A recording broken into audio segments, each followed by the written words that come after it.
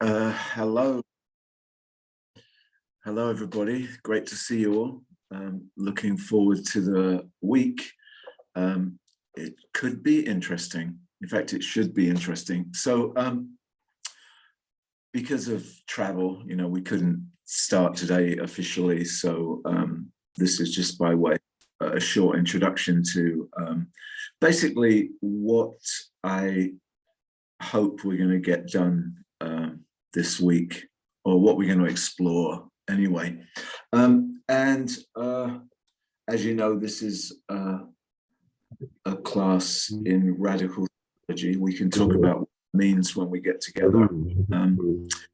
In the meantime, what I just want to talk about a couple of things today about why I wanted to take the approach that we're taking. It always seems to me that we pick places to meet and then quite often just wind up in a room that could be anywhere, unaware of what lies around us. And I'm always interested in what is both similar and different and distinct about the various places that we all inhabit and that we get to visit on and off. And I was thinking about Prague, and it seemed to me that Prague was a prime location to kind of explore a different kind of theologizing, one that involves both the body as well as the mind, the feet as well as the brain, the eyes as well as the ears, the gut, your legs as much as your tongue or something like that. I don't know, and I don't know how this sort of came up, but it was kind of interesting. I don't know if you're familiar. There's a sort of minor Roman goddess called Trivia. In fact, I think I sort of discovered trivia because I was trying to work out something about trivia. And then, trivia means three ways, but Trivia was an interesting goddess in the pantheon of gods and goddesses in the ancient hierarchy. She was the goddess of ghosts and witchcraft and magic, but also the god of crossroads. And it occurred to me that in many ways, Prague is one of those cities that you could see as a kind of crossroads place. It's been a site of many struggles. It's been under the rule and the thumb of many ideologies. It's been communist, it's been democratic, fascist visions have been here, there have been invasions, there have been revolutions, there have been ethnic cleanses. It's a hotbed of artistic ideas. Some say that it was a center of surrealism, second only to Paris. It's got wild architecture. And so I just thought that there was so much in this city that we could use as launch pads for thinking theologically differently about the world. So what we're basically going to do, and you saw hopefully, and if not, you can see it on the platform, the schedule for the week. We're basically going to take to the streets of Prague and visit some places and look at some things and then talk about them and hopefully find ways to integrate those things that we see with your own interests and ideas and curiosities, and try and have us fashion some sort of reflection, not only on the city itself, but also what radical theology might be or might look like in the 21st century. So I just want to I've sort of hinted a little bit on the methodology, but let me just say quickly that there's a two a two-part methodology. The first is this whole notion of actually using our feet in a kind of theological, philosophic, psychoanalytic way, putting our thoughts and ideas about things into motion. I think it was, who was it? Actually, it was Nietzsche who said, wisdom doesn't belong to those who have ideas only among books or only when they're stimulated by books. And he went on to say that it was his habit to think outdoors. I think he said walking and leaping and climbing and dancing.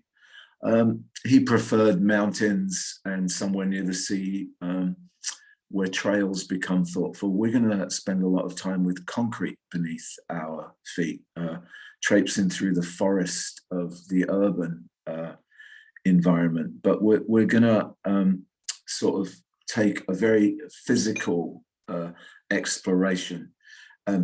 Nietzsche also said that sitting still was the real sin against the Holy Ghost. So he was doing his own form of theology and making a theological argument against the heresy of sitting still while you're trying to think.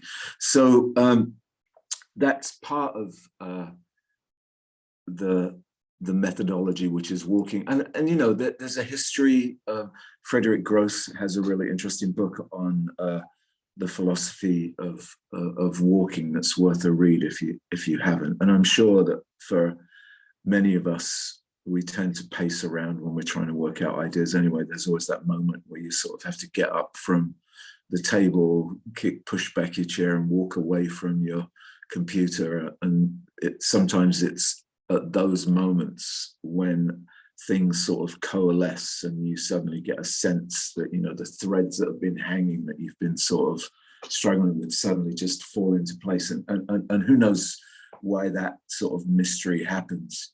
But you know, there's a lot of stuff. So we're not doing anything dramatically new with that. And then there's this whole notion that emerged in, particularly in Paris in the 19th century, with this idea of the flaneur or the flaneurs, as Lauren Elkin, the writer, calls it today. You know, the person that sort of wanders aimlessly through the city, but not just simply to take in the spectacle of the city, but to sort of drift through a city or an urban space, and as Baudelaire said, to attune oneself to the chords that vibrate through that particular place.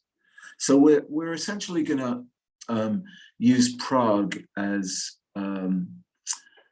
a project by which we're going to explore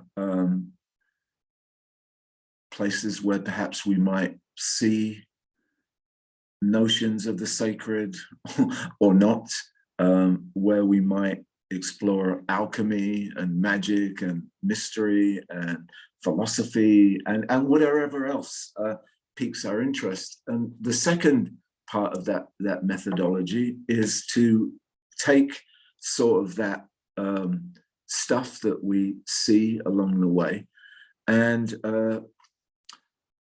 reflect on it. There's an interesting story in one of the Gospels in the New Testament where Jesus has an encounter with the Pharisees, who in some ways are the preservers of the faith, the upholders of a particular ideology and morality and understanding about the nature of the relationship between human beings and a conception of God. And Jesus says to them, and this is my paraphrase, so it's not the literal Aramaic, Greek, or even the English, but he basically says, you know, you can look at the sky and you can tell by the light of the sky whether it's going to rain in the morning, you know, or you can tell if it's going to be a good day to do your stuff. He said, but how is it you can't read the signs of the times? And that often gets turned into a kind of apocalyptic thing where everybody's looking for the Illuminati and bringing up all the conspiracy theories and trying to fashion a kind of end of the world scenario. But I think there's another way of thinking about it, which is basically to take the things that we see and reflect on them and see what impact that has on things like notions of the sacred, whether or not you have a belief in God or an unbelief in God, whether you're theist or atheist, non-theistic, agnostic. The sacred doesn't go away because we don't believe in it. Like many things, it exists as a conception in the world. And so we're going to think about that, and we'll see where we get with that. And for me, theology is always, or can be, both an adventure and a bit of a risk, just like anything really, philosophy, psychoanalysis, whatever your particular field of discourse is. But I think particularly with something like theology, and the risk is that you employ other concepts and theories from different fields of study, whether it's post-structuralism or continental philosophy or psychoanalysis or cultural studies, and you use them in a way or in concert to think through the role and function of the sacred and religious belief, and perhaps even faith in which we find ourselves. And, you know, Aquinas, Thomas Aquinas, the great 14th century theologian, said that theology has no proper discourse of its own. And then the second risk, that's a more internal one, is that quite often understandings and perceptions about religion by its protagonists as well as its adherents quite often get atrophied into kind of very narrow sort of dogmatic either acceptances or resistances, and they become ideological positions rather than living conversations. So because I think ultimately our claims about the nature of reality, whether they're religious, theological, or otherwise, are always embedded and rooted in the kind of social and symbolic orders that we find ourselves in, and often determined by our own particular interests or the interests of a particular majority who holds some kind of sway. So over the next 4 days, we're going to take to the streets and see what we can see and talk about what we see. And if you don't know anything about radical theology, we'll also talk about what that might be. And we'll just see what happens. So that's really what we're going to do. Tomorrow we're going to start at the Alchemy Museum, and I'm going to talk a little bit at some point along the way about an alchemical theologian who was transformative both in the world of theology and the world of medicine. So we'll see where we get with that. But anyway, that's what's going to happen. Don't want to be too long-winded here. But if anybody's got any particular questions or anything they want to say, this would be a good time to do that. Otherwise, we can let you go. But anybody want to say anything? Apart from hello, everybody. Nice to see you, Ewan. Are you in Paris, Ewan? Oh, he's typing it in. And Mahmoud, wish you were here. Yeah, Mahmoud and Ewan. Pity you're not here, Ewan. It's not that far away, you know. I think he's in an office space, like maybe he's at work. Yeah. Yeah, he's in Paris. Cool. Yeah. Great. And I'm gonna bail, but see everyone at the restaurant. I'm getting Rocky, so we'll be a bit late. But I think Victoria is gonna come and pick you up, Barry. Sure, that'd be great. And if you're there, we can talk at dinner, which is always easier anyway than in the Zoom artificial world. Well, soon to be the real world. But that's another conversation. We'll have that conversation in what once was the real world over dinner. Ewan's in the library, actually. You got told off. That's funny. Oh my God.